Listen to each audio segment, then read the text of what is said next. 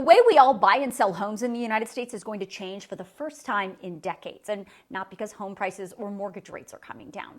The changes are likely coming this summer because of a massive shift in the way we pay real estate commissions. So if you are trying to get into a house in the next few months, or if you're trying to sell a house in the next few months, you absolutely need to pay attention to this video and understand you're going to have a lot more choices than you've ever had before. And there is an upside to that, but there is also a downside to that.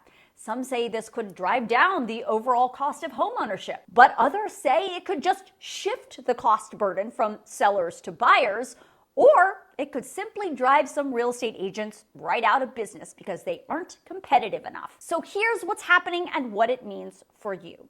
For decades, listing agents, the agents who help a seller sell their home, have effectively set the commissions paid to a buyer's agent on the MLS, the Multiple Listing Service, which is a service that lists homes for sale in the local areas. When the commission is listed on the MLS, the buyers and the seller's agents both know upfront what they're going to get paid on any given house, and usually they agree to split that commission.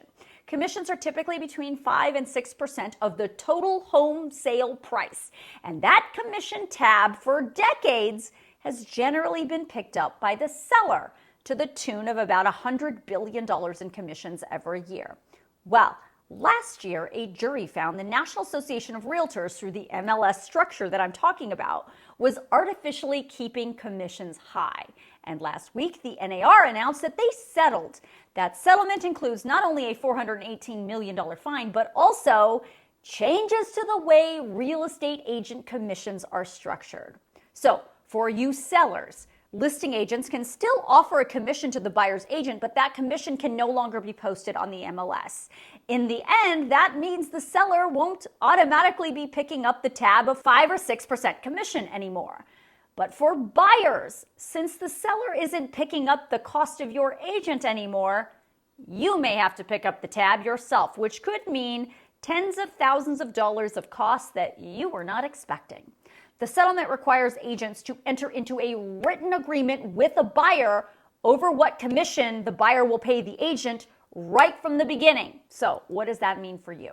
Well, would you work for free? Probably not. Now, in the past, buyers, especially first-time home buyers, would just be able to call up a local real estate agent in their area and ask them to show them some homes. But if this settlement is approved, before the agent opens one single door for you, you're probably going to be presented with an agreement from that agent about how much commission the agent is going to be paid.